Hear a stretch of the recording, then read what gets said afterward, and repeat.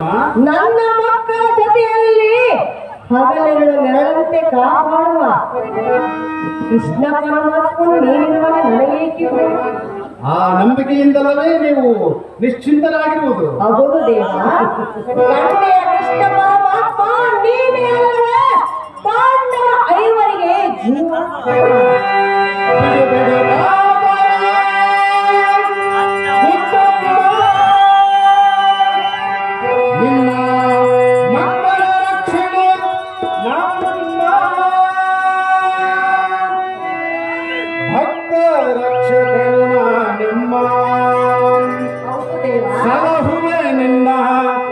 ಮಕ್ಕಳ ನಮ್ಮ ಭಕ್ತ ರಕ್ಷಕನು ನಮ್ಮ ಸಲಹುವೆ ನಿನ್ನ ಮಕ್ಕಳ ನಮ್ಮ ಪಾಂಡವರೈವರ ಸಲಹುವೆ ನಿನ್ನ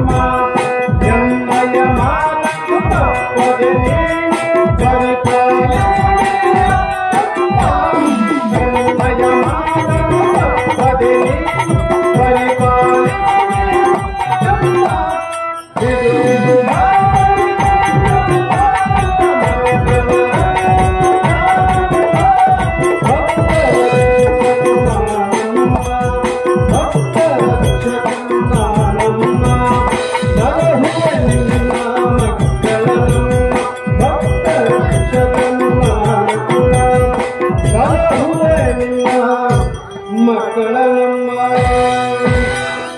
ಅಮ್ಮ ಕುಂತಿದೇವಿ ಮಧುಸೂದನ ಗಾಬರಿಯಾಗಬೇಡ. ಮೊದಲು ಈ ಮುಕುಂದನ ಪ್ರಾಣ ಹೋದ ಮೇಲೆ ನಿನ್ನ ಮಕ್ಕಳ ಇವರ ಪ್ರಾಣ ಹೋಗುತ್ತದೆ ಎಂದು ತಿಳಿಯಮ್ಮ.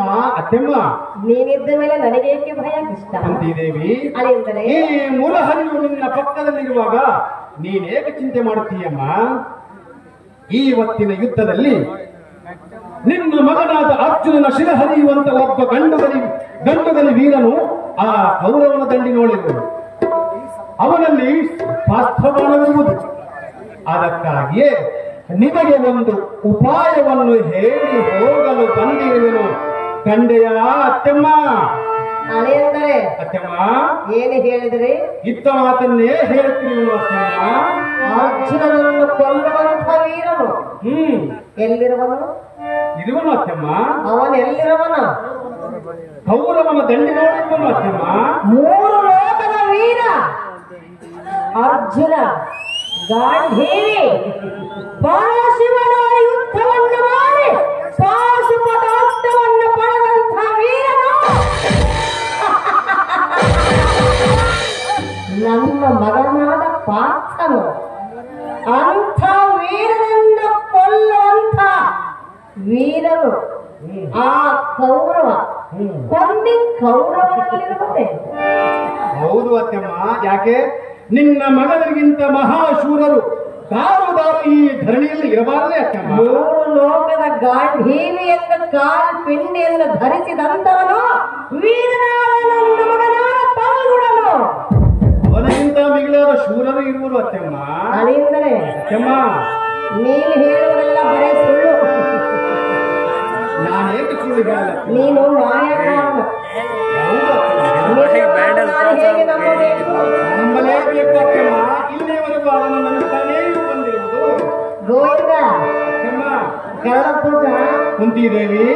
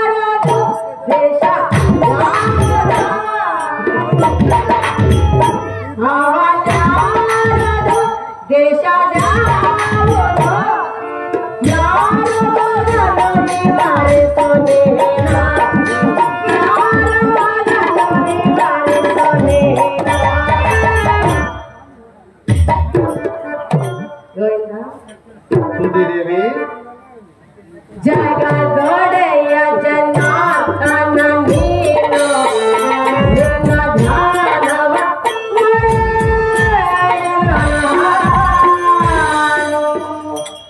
ಗೋವಿಂದ ಕುಂತಿದೇವಿ ವೀರಾಧಿವೀರನಾದ ಫಲ್ಗುಣವನ್ನು ಕೊಲ್ಲುವಂಥ ವೀರನು ಆ ಕೊಲ್ಲಿ ಕೌರವನಲ್ಲಿರುವನೇ ಇರುವನು ತಾಯಿ. ಅವನ ಯಾರು?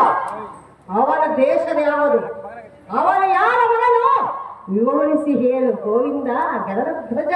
ಅಮ್ಮ ಕುಂತಿದೇವಿ, ಅದೇಂದರೆ ಅವನೇನು ಬಹಳ ದೂರದವನಲ್ಲ. ಕಾಸ ಕಾಸ ನಿನ್ನ ಹೊಟ್ಟೆಯಲ್ಲಿ ಹುಟ್ಟಿದ ಮಗನೇ ಇರುವನು ಅವನು. ದೇವ, ಅತ್ತಮ್ಮ, ಏನು ಸುಳ್ಳು ಹೇಳ್ತಿದೀಯಾ? ಇತ್ತ ಮಾತನ್ನೇ ಹೇಳುತ್ತಿರುವನು ಅತ್ತಮ್ಮ. ನನಗೇನು ವಯಸ್ಸಾಗಿರುವುದು 60 ಬಂದಿರಬಹುದು. ನಿನಗೆ ವಯಸ್ಸಾಗಿರುವುದೇ ಗೋವಿಂದ. ನಿಮ್ಮಂತವರ ಮಾತುಗಳನ್ನು ಕೇಳಿ ನನಗೂ ಬರುತ್ತದೆ ತಾಯಿ. ನೀನು ಮಾಯಕಾರನು. ಹೌದು ತಾಯಿ. 3 ಲೋಕದಲ್ಲಿ ನಿನ್ನ ಲೀಲಾ ಜಾಲಗಳು ತಿಳಿದವರು ಯಾರು ಇಲ್ಲ ಕೃಷ್ಣ. ನನ್ನ ಮಗನು ನನಗಿರುವುದು 5 ಮಂದಿ ಮಕ್ಕಳು. ಮತ್ತೊಬ್ಬ ಮಗನೆಲ್ಲಿರುವನು? ದೇವ,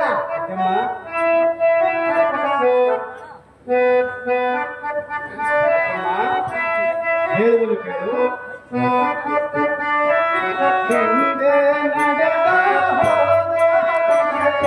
ಮನದೊಳು ಮಾಡಿತು ಜ್ಞಾಪಕವ, ಮನದೊಳು ಮಾಡಿತು ಜ್ಞಾಪಕವ. ಹಿಂದೆ ನಡೆದ ಹೋದ ಮನದೊಳು ಮಾಡಿತು ಜ್ಞಾಪಕವ, ಮನದೊಳು ಮಾಡಿತು ಜ್ಞಾಪಕವ.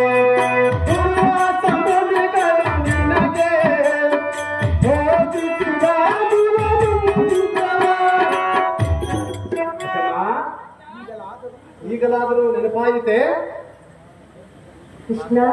ಅತ್ತಮ್ಮ, ನನಗೆ ಏನು ಹೇಳ್ತೀವೋ ತಿಳಿಯದಂತಾಗಿದೆ ಗೋವಿಂದ. ಕೂಡ ವಿವರವಾಗಿ ಹೇಳ್ತೇನೆ ಕೇಳಮ್ಮ.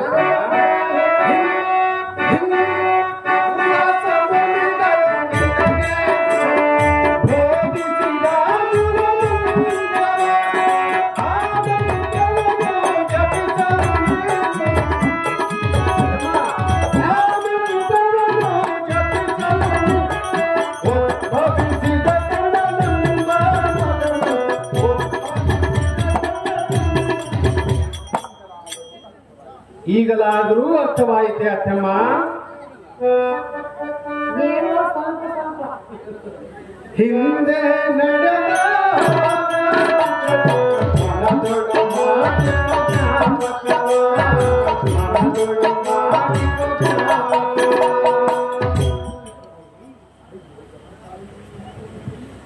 ಇರಲಿ, ಹೆತ್ತ ತಾಯಿ ತಾಯಿಗೆ ಗೊತ್ತಿಲ್ಲ ಬಂದ ಮೇಲೆ ಈ ಜಗತ್ತು ಮುಂದುವರಿಯುವುದಾದರೂ ಹೇಗೆ?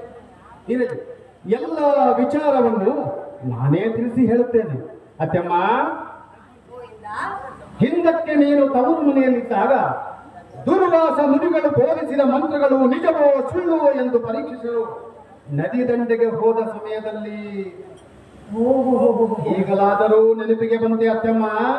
ಕೃಷ್ಣ, ಆ ಸೂರ್ಯನ ಮಂತ್ರವನ್ನು ಜಪಿಸಿ ಒಬ್ಬ ಮಗನಿಗೆ ಜನ್ಮ ನೀಡಿದೆ. ಜನರ ಪರವಾದ ಕಂಜಿ ತುಂಬಿದ ಹೊಳೆಯಲ್ಲಿ ಒಗೆದು ಬಂದೆಯಲ್ಲ, ಈಗಲಾದರೂ ಜ್ಞಾಪಕಕ್ಕೆ ಬಂತೆ ಅತ್ತೆಮ್ಮ?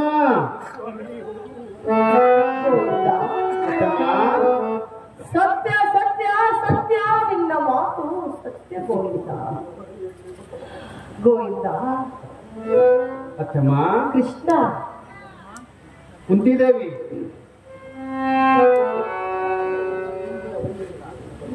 ದೇವ,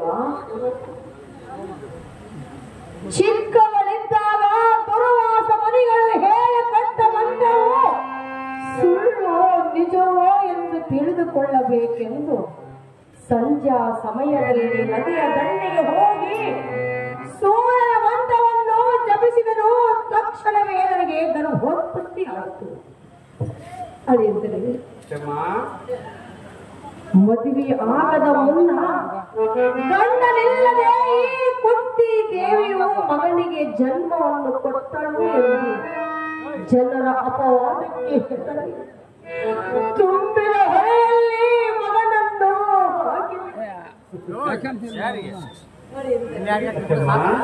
ಅಯ್ಯೋ, ಈಗ ಎಲ್ಲಿರುವನು? ಯಾರಲ್ಲಿ